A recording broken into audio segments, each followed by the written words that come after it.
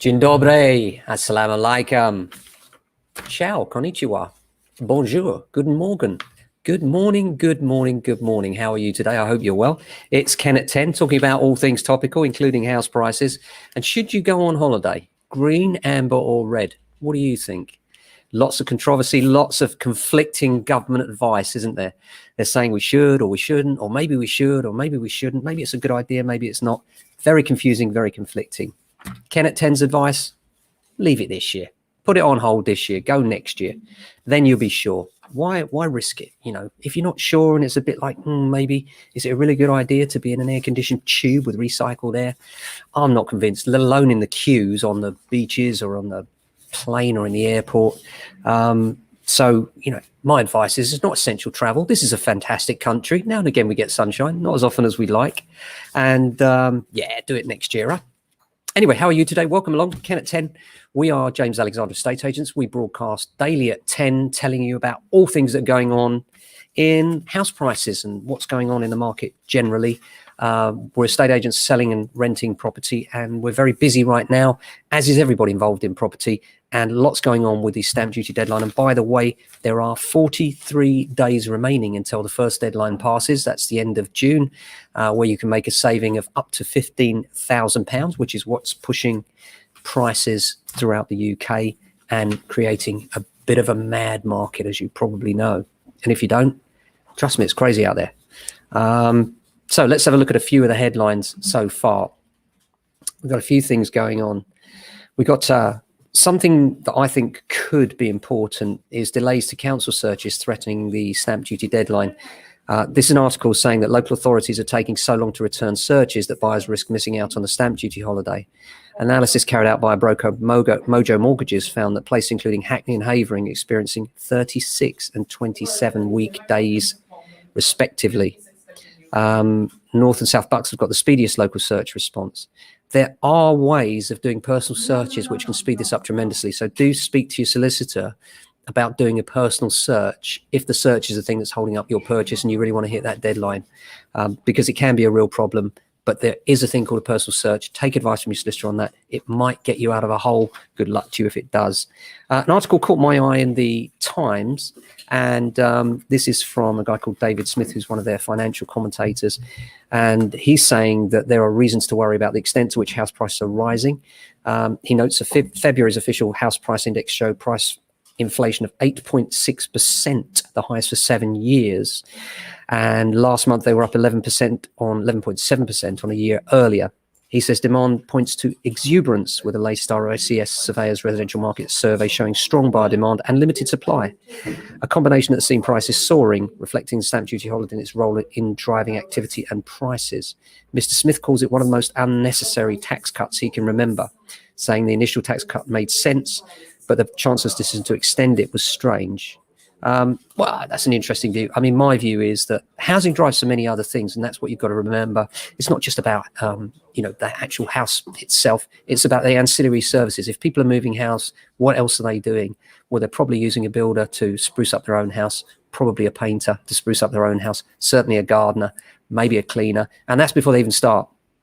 And then there's agencies like ourselves, of course, then on from that, removals. And then when they move to the new house, normally the exuberance leads to some sort of improvements, you know, extending, and all of these things drive the economy. And I think that's why the Chancellor's done it, as he's seen a way of driving the domestic economy. And it has been successful in that. And one of the interesting things is that the government stamp duty take has gone up, even though they've given this break. And I mean, that underlines that it's been successful politically, I think.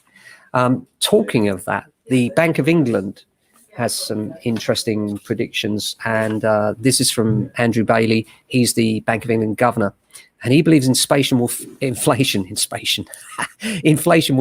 in the next month or so, telling the Economic Affairs Committee that the bank expects inflation to pick up with the economy improving as lockdown restrictions are eased. However, he said it's likely to be temporary, saying there's no evidence to suggest the increase will persist in the long term. Well, this is really important because inflation, if it persists in the long term, results in interest rate rises as the pressure to control pricing really kicks in. So it's interesting what he says there, and quite encouraging, because what we don't want is a massive spike in inflation that's permanent, because that could lead to higher interest rates and then people struggling with repayments.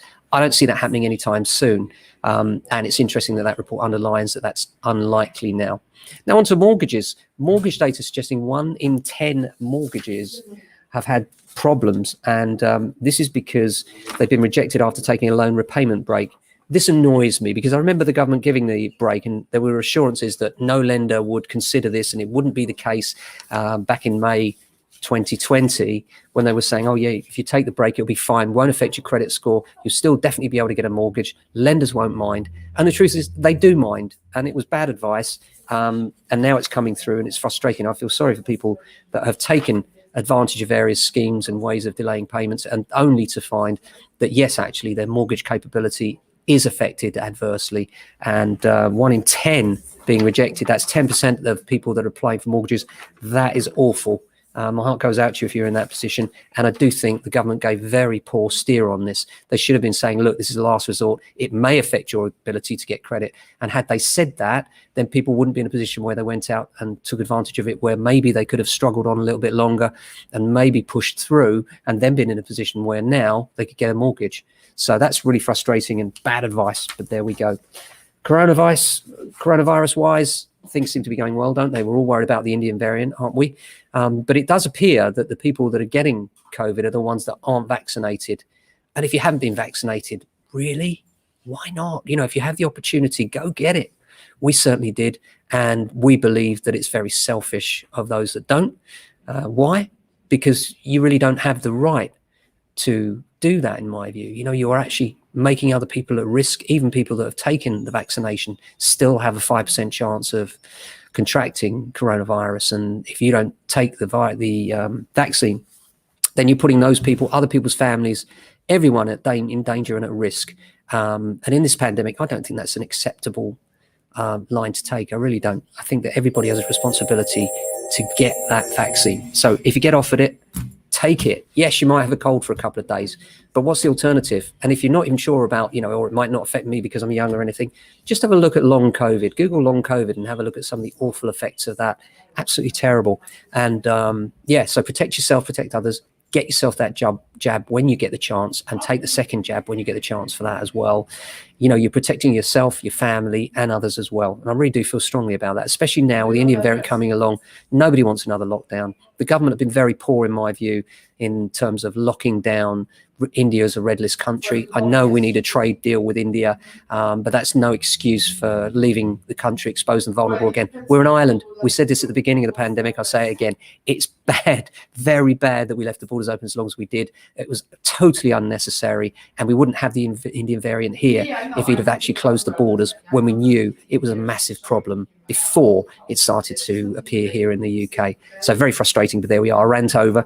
Hope you have a great day. Apart from that, we'll be pushing on, making sure all the sales we can go through and helping you with your property needs and advice. So if there's anything you need in terms of general advice, pointers, anything we can do to help you, let us know, whatever channel you're watching on. Direct messages, comment, Facebook messages, email me, ken@jamesalexander.com, or whatever way you like, really. Give us a call, 0208 679 8601. The old-fashioned telephone conversation still exists, and it's still out there for you. So I hope you have a fantastic day. Look after your family and your friends. We'll be back tomorrow with more property news and advice. Stay safe and take care of yourselves.